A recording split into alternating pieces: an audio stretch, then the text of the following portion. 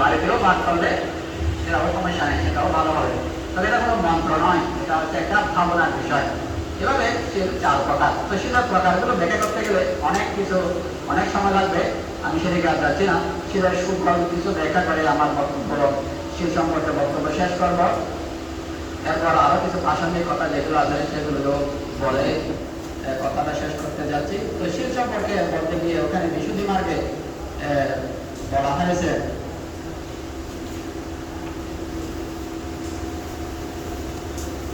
না গঙ্গা যমুনা চাপি সরবুবা সরস্বতী নিমঙ্গবা চিরাবতী মাহিবাপি মহানদী তৎক্ষুণন্তে বিশোদেতো তম্মালামিদপানিনাম বিশোদয়াতি সত্তানাম ইয়াং রে শিলজলম মলন্তি। গঙ্গা যমুনা সরস্বতী নিমঙ্গা অচিরাবতী মহিবা মহানদী, যেগুলো বড় বড় নদী রয়েছে, যেগুলোর পানি একদম ঠান্ডা শীতল, সেই নদীর পানি সৎক্ষণান্তে বিশুদ্ধ মালান্বিত পানি না, যে মল সেই নদীর পানিতে আপনি যতই স্নান করেন, যতই ডুবে থাকেন, কিন্তু মনের ময়লাগুলো সেই নদীর পানি দিয়ে ঠান্ডা হবে না বা পরিষ্কার হবে না। কিন্তু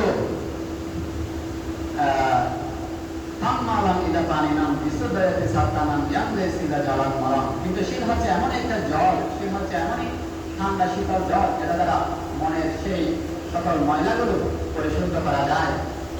শিল জল হচ্ছে এমন জল, সে জল দিয়ে মনের ময়লাগুলোকে পরিষ্কার করা যায়, যেগুলো 5টি মহানদীও নদীর পানি দিয়েও পরিষ্কার করা যায় না।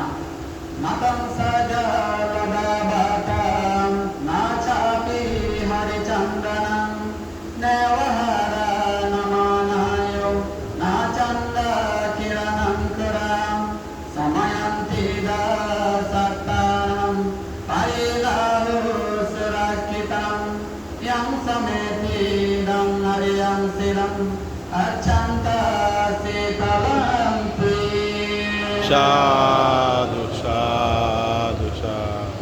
ঠান্ডা বাতাস, একদম শীতল বাতাস, যেখানে ক্ষুদ্র ক্ষুদ্র জলের কণাও হয়তো রয়েছে, ঠান্ডা বাতাস, হরিচন্দন, সুগন্ধি চন্দন, গলার মানে হার, খুবই উত্তম হার বা মণি এ ধরনের, এবং চাঁদের কিরণ, চাঁদের জ্যোৎস্না, এগুলো সত্যের মনের যে পরিলাহ, যে যন্ত্রণা, মনের মধ্যে যে যত প্রকারের যন্ত্রণা উৎপন্ন হয়, সেগুলো এই বাতাস, হরিচন্দন, সোনার হার, মণির আলো, চাঁদের কিরণ এগুলো পোষণ করতে পারে না। কিন্তু শিল হচ্ছে সময়ান্তে সত্তানাং পরিলাহ সুরক্ষিতাং ইয়াং সমিতি ইদং হরিয়ং শিলম অত্যন্ত শীতলাম। এই অত্যন্ত শীতল এই শিল, এই মনের যন্ত্রণাগুলো, এই যন্ত্রণাগুলো মণির আলো, চাঁদের কিরণে বিশুদ্ধ করতে পারে না, ঠান্ডা করতে পারে না। কিন্তু এই শিল কিন্তু সেই মনের পরিদাহগুলো, মনের যে যন্ত্রণাগুলোকে ঠান্ডা করে ফেলতে পারে, শান্ত করে ফেলতে পারে। তো আরো বলা হচ্ছে শিলাগন্ধ সমগন্ধ কোতনাম ভবিষ্যতি ইয়ো সামানুবাতে চ পাঠিবাতে চ বায়তি সদ্ধম্ম দশনকালে সাধু সাধুতি বাসতো।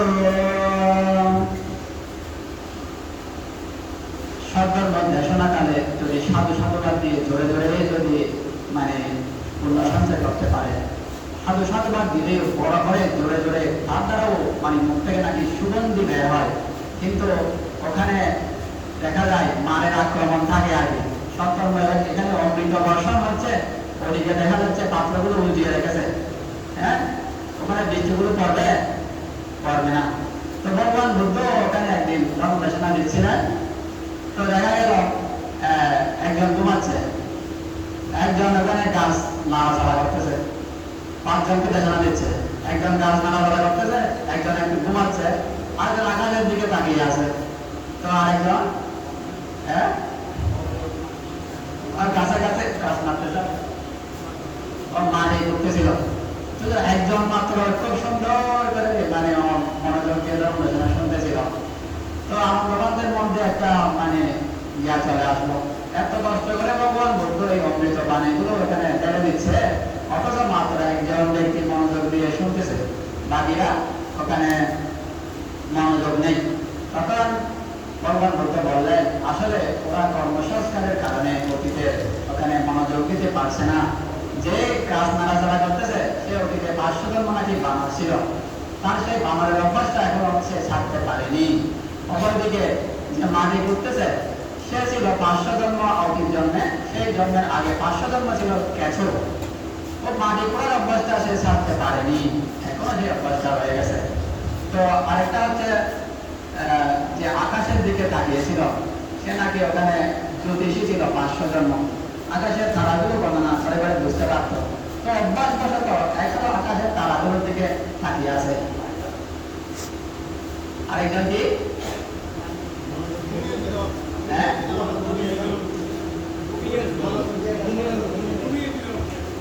ঘুমিয়েছিল, যে ঘুমিয়েছিল সে ওখানে ভগবান বুদ্ধ বলেছেন 500 জন্ম সাত জন্ম ছিল, সাতরা শুধু ঘুম যায়, বেশি ঘুম যায়, ওইভাবে মানে ঘুমাচ্ছিল আর কি। তো যে মনোযোগ দিয়ে ধর্ম শ্রবণ করেছিল সে নাকি অতীতে 500 জন্ম মন্ত্রধারী ধারণকারী ব্রাহ্মণ ছিল। মানে মন্ত্র গ্রহণ করতে হলে গুরুর কথাগুলো একেবারে মন দিয়ে খানকে খরগোশের মতো খাড়া করে শুনতে হয়, একটা অক্ষর বেশ কম না হয়। তৎকালীন কোনো বই ছিল না, এখন তো আমরা বই পড়ে পড়ে বলতে পারতেছি। ওখানে যদি গুরুর কথা একটু অমনোযোগ করে, কিন্তু একটা শব্দ মিস করলে আর সেটা ভুল হয়ে যাবে। ওরা কি 500 জন্মে এভাবে মন্ত্রগুলো গ্রহণ করেছে, গুরু থেকে মনোযোগ সহকারে শুনেছে, ওর সেই অভ্যাসটা রয়ে গেছে, মনোযোগ দিয়ে শোনার অভ্যাসটা। তাই যখন ভগবান নির্দেশনা করছিলেন, অমৃত ঢেলে দিচ্ছিলেন, তখন সে মনোযোগ দিয়ে সেই ব্যক্তি মাত্র শ্রবণ করছিলেন। তো এখানেও আমাদের মধ্যে যাদের পূর্ব সংস্কারগুলো ভালো ছিল তাদের কিন্তু মনোযোগটা গভীর রয়েছে, আর কিন্তু তাদের সংস্কারগুলো একটু দুর্বল, মাঝে মাঝে মায়ের কারণে আক্রান্ত হয়ে যান আর কি। তো যাই হোক, পরবর্তী কথায় বলা হচ্ছে সেখানে সাক্ষারে রোহানা সরপান আয়াম শিলা সমাঙ্কতয়া দ্বারং ওয়াকানা নিব্বানা নাগারাসা পবেশনেতি।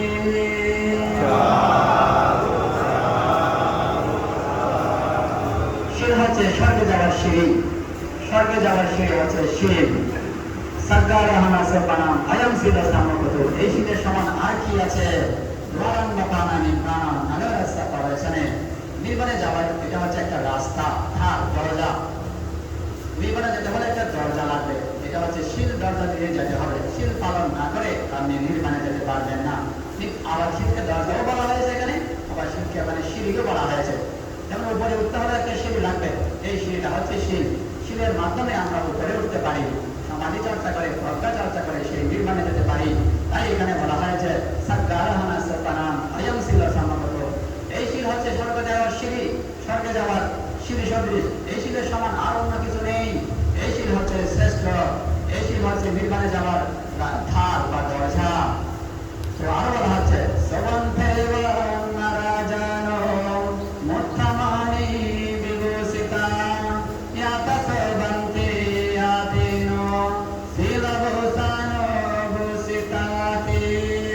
সাধু সাধু সাধু। মণিমুক্তায় বিভূষিত হয়, মণিমুক্তা রাজারা যে মণিমুক্তা করে, বিভিন্ন অলঙ্কার করে, মুকুট করে, অস্ত্র থাকে, রাজমুকুট থাকে, পাদুকা থাকে, এরকম করে নানা অলঙ্কারে সজ্জিত হলে একটা রাজাকে খুব দেখতে সুন্দর লাগে। কিন্তু এখানে এই কথায় বলা হচ্ছে তার থেকেও কিন্তু বেশি সুন্দর লাগে যে শিল পালন করে। শিল পালন করলে সে যদি একটা ছেঁড়া কাপড়ও পরে, সে যদি একটা তার কাপড় যদি এত বেশি স্মার্ট নাও হয়, কিন্তু সে যদি শিলবান হয়, তার কার্যবাদ শুদ্ধ থাকে এবং সে পঞ্চশীলের একটা নীতিও যদি লঙ্ঘন না করে, তাহলে সে ওই রাজার চেয়েও তাকে কিন্তু বেশি সুন্দর লাগে।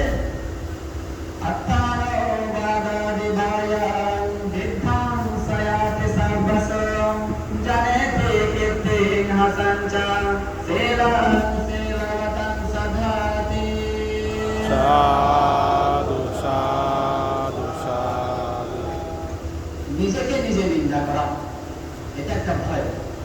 যারা শিল পালন করে না, পাপ করে ফেলে, সেই পাপের কারণে নিজের মনের মধ্যে অনুশোচনা উৎপন্ন হয়। প্রাণী হত্যা করে ফেললে, চুরি করে ফেললে, ব্যভিচার করে ফেললে, মিথ্যা কথা বলে ফেললে যে পাপ হয়ে যায়, সে পাপের নিজেদের দংশন এক সময় দংশিত হতে হয়। এটা একটা ভয়, এটা একটা যন্ত্রণা। যারা শিলবান এই বিষয়ে সতর্ক থাকেন, যাতে আমার এমন কোনো আচরণ আমি করবো না যেটা আমাকে আমাকে আমি আমার আত্মা আমাকে সেটা মানে কষ্ট দেবে, আমাকে সেটা আমার ভয়ের কারণ হবে, আমার নিজের মন নিজেকে নিন্দা করবে। এরকম যে আত্মনিন্দা হয়, যদি সে লঙ্ঘন করলে পরেও নিন্দা করবে, আত্মনিন্দা ভয়, পরনিন্দা ভয় ইত্যাদি যত প্রকারের ভয় আছে, সেই ভয় অত্যানো বাধারি ভয়ম লিখন সয়াতি সাব্যাসর জানেতে কীর্তিক আসাঞ্চার শিলম শিলাবাদ মুসাদা। সেই আত্মভয়, আত্মনিন্দা ভয়, পরনিন্দা ভয় ইত্যাদি ভয় এই শিল পালন করলে শিলের দ্বারা সেগুলো এই শিল সবগুলোকে ধ্বংস করে দেয়। সেই ভয় মনে আর উৎপন্ন হতে পারে না। এবং যারা শিলবান এই শিল তাদের মধ্যে কীর্তি বা সুনাম যশ কীর্তি এনে দেয়। শিলম শিলা বতাম সদা, সেই শিলবান বকসম্পন্ন ব্যক্তি সর্বদা তার চারিদিকে সুনাম সুযশ কীর্তি চারিদিকে ছড়িয়ে পড়েন। যে কথাটা আগে বলেছিলাম, তস্যা পাসাদিকাম হতি পাত্তাচিবারদারণাম পদ্বজ্জা সফলাতাসা ইয়াসা শিলাং সুনির্মলান্তি।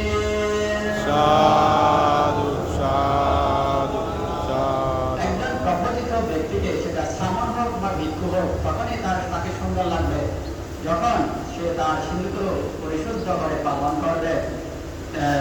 রাস্তা পাশাদিকাম ঘটি পাত্তা চিবর ধারণা, সে চিবর করলে সুন্দর লাগে বা পাঁচ প্রথম করলে সুন্দর লাগে, কিন্তু যখনই সে শিলগুলো পালন করে যখনই তার শিলগুলো ওখানে সুনির্মল হয়, তখনই তার পাত্র জীবন ধারণটা সুন্দর লাগে।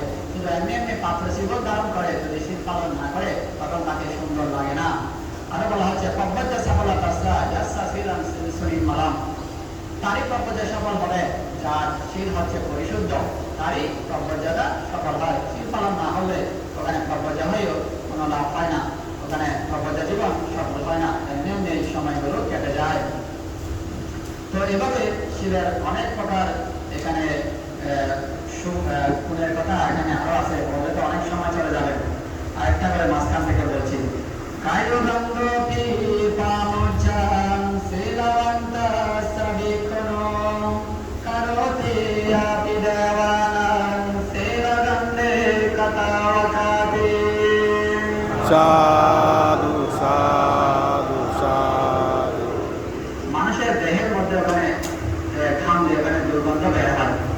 তো মানুষের দুর্গন্ধ বের হলেও যারা নাকি শিলবানের গায়ে থেকে যে একটা গন্ধ বের হয়, সেই গন্ধ দেবতারা ওখানে ভালোবাসে। তারপর সেই শিলবান ব্যক্তির মায়ের গায়ের দেহের গন্ধ দেবতারা ওখানে ভালোবাসে। আর কায়গন্ধ কি পামজ্জম শিলগন্ধের সাথে কোনো কারতীয় দেবানাম শিলগন্ধের কথা বলে। আর শিলগন্ধের কথাই তো নেই, শিলগন্ধের কথা কি বা বলবো এখানে বলা হচ্ছে।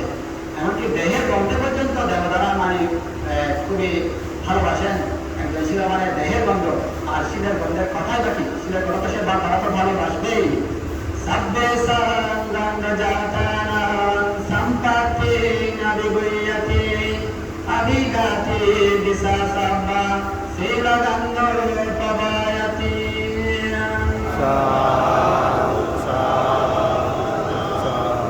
যত প্রকারের গন্ধ সুগন্ধি দ্রব্য রয়েছে, স্যান্ড, উন্নত ধরনের স্যান্ড রয়েছে, ফুলের গন্ধ রয়েছে বা দামি দামি বিদেশি স্যান্ড রয়েছে, সব প্রকার গন্ধ সুগন্ধি চেয়ে শিলের সুগন্ধি হচ্ছে সর্বোত্তম। এবং যে সাধারণত ফুলের সুগন্ধি বা স্যান্ডগুলো বায়ুর প্রতিকূলে কিন্তু যাবে না, কিন্তু শিলের সুগন্ধি হচ্ছে এমনই সুগন্ধি যেগুলো দিশা সাব্বা সকল দিকেই চলে যাবে। যে শিলবান ব্যক্তি এখানে থাকলে, যেমন ধরেন পূজারীরা বান্ধে, এখানে থাকলেও তার সুনাম কিন্তু চারিদিকেই ছড়িয়ে পড়েছে। এখানে দিক হচ্ছে, দিকে আমরা ওখানে 10টা দশদিক বলা হয়। দশদিক বলতে উত্তর, দক্ষিণ, পূর্ব, পশ্চিম, উত্তর কোণা, দক্ষিণ কোণা, পূর্ব কোণা, পশ্চিম কোণা, পূর্ব অগম।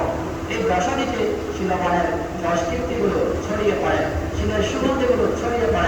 কিন্তু অন্যান্য যেগুলো সুগন্ধি রয়েছে সেগুলো স্যান্ডার গন্ধ হোক কিনা গন্ধ হোক সেগুলো কিন্তু বায়ুর প্রতিকূলেই গমন করে। সেটা হচ্ছে এমন এক সুগন্ধি যে সুগন্ধি চেয়ে অন্য কোনো দামি সুগন্ধি আর পৃথিবীতে নেই। এই সুগন্ধি দশদিকে প্রবাহিত হয়ে থাকে। ಅಪ್ಪಕಾಪಿ ಕಥಾಕಾರ ಶೀಲವಂತೆ ಮಹಾಫಲವಂತೆ ಶೀಲವಾಹತೆ ಉದಾಸಕಾರ ಭಾಜನಂತೆ। যে শীলবান ব্যক্তির জন্য অল্প কিছু করলেও, শীলবান ব্যক্তিকে অল্প কিছু দান করলেও সেটা মহাফল হয়। শীলবাহতে উদাসকারা ভাজনম। প্রকৃতপক্ষে যারা শীলবান, যারা শীলকে নিখুঁতভাবে পালন করেন তারাই হচ্ছে পূজনীয় ব্যক্তি, তারাই হচ্ছে সম্মানের যোগ্য, তারাই হচ্ছে পূজার যোগ্য। আরো বলা হচ্ছে শীলবন্তা নবাদন্তি আসাবাদিত দাম্মিকা সম্পরায়িকানা দুঃখানাম মুদাঙ্কানাতে শীলবাতি। সাধু সাধু সাধু। কোন আসক, কাম আসক, ওই যে আসকের কথা বলেছিলাম, কাম আসক, ভব আসক, দৃষ্টি আসক, পবিত্র আসক, শীলবানকে সেই আসকগুলো বেঁধে রাখতে পারে না। কারণ সে শীলবান। শীলবন্তাম নামাদেন্তি আসবাদিক্তি ধাম্মিকা সম্পরায়িকা দুঃখানাম মুলঙ্কানাতি শীলবা। সেই জীবনের ও পরজীবনের সকল দুঃখকে ক্ষয় করে ফেলে। কোনো আসক, কোনো প্লাবন তাকে ওখানে বেঁধে রাখতে পারে না। এটা হচ্ছে শীলের প্রভাব। শীল পালন করলে সকল আসক্তিগুলোকে ক্ষয় করা যায়। কাম আসক, ভব আসক, দৃষ্টি আসক, পবিত্র আসক, এগুলোকে সে অতিক্রম করতে পারে। ইয়া মানুষের সম্পত্তি ইয়া চ দেবেশ সম্পদা নাস সম্পন্না সেলাসা ইচ্ছাত বিদুর্লভম অত্যন্ত সন্তপানায় ইয়া নিব্বানা সম্পদা মনো সম্পন্না সেলাসা তমেব অনুদাবতি। সাধু সাধু সাধু। এখানে মানুষের যেগুলো সম্পত্তি রয়েছে, মানুষরা যে সম্পত্তিগুলো লাভ করতে চায় এবং দেবতাদের মধ্যে ওখানে যে সম্পত্তিগুলো রয়েছে, শীলবান ইচ্ছা করলে সেগুলো লাভ করা দুর্লভ নয়। শীলবান যদি ধনী হতে চায় ধনীও হতে পারে এবং ইহজীবনের মানবগুলো হোক, দেবগুলো হোক, সেই সম্পদগুলো যদি সে লাভ করতে চায় শীলবান ব্যক্তি সেগুলো লাভ করে থাকেন। এবং শীলবানের মন নির্বাণ সম্পদের দিকেই নাকি ধাবিত হয়। কারণ শীলবান, শীলসম্পন্ন ব্যক্তি নির্বাণের দিকেই গমন করেন।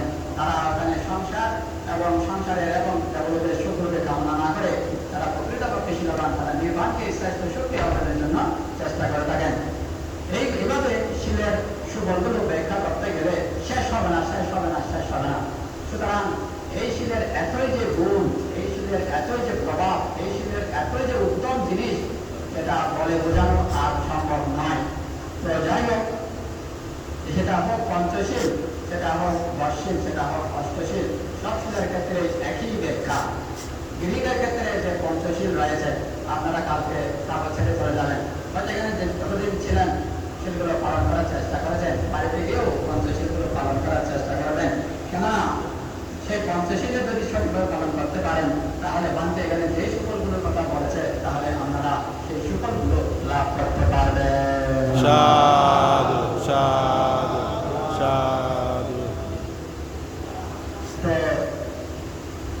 শিব সম্পর্কে আমার সংক্ষিপ্ত বলা যাবে না অনেকক্ষণ, যে লেখাটা শেষ হলো। তো এখন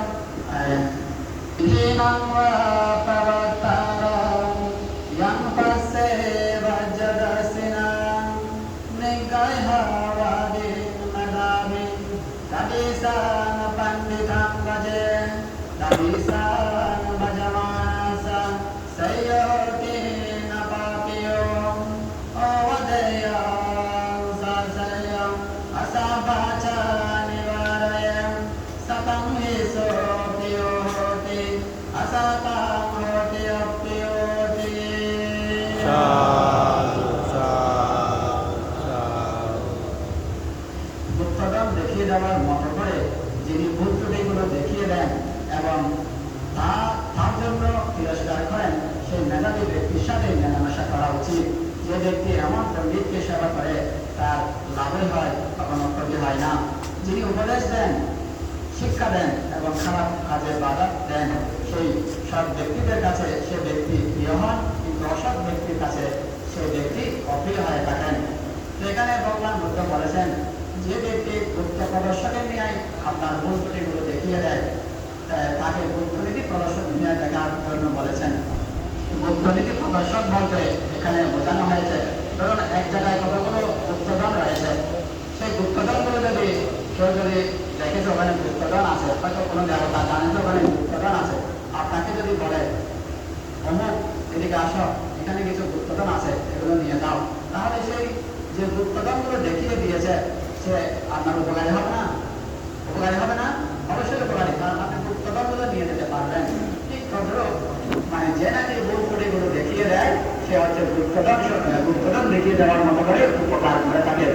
তো আপনারা এখানে আজকে প্রায় 7 দিন ধরে এখানে আছেন। প্রথম দিন থেকে বান্ধবরা আপনাকে আপনাদের ভুল ত্রুটিগুলো ধরিয়ে দেওয়ার চেষ্টা করেছিল, তাই নয় কি? কারণ ভুল ত্রুটিগুলো ধরিয়ে দিয়ে দেওয়ার মাধ্যমে আর মানুষ মাত্রই মানে ভুল করে, ভুল ত্রুটিগুলো ধরিয়ে না দিলে সেই মানুষ সঠিক হতে পারে না। শিক্ষকের দায়িত্ব কর্তব্য হচ্ছে ভুল ত্রুটিগুলোকে ধরিয়ে দেওয়া, এটা হচ্ছে শিক্ষকের দায়িত্ব কর্তব্য।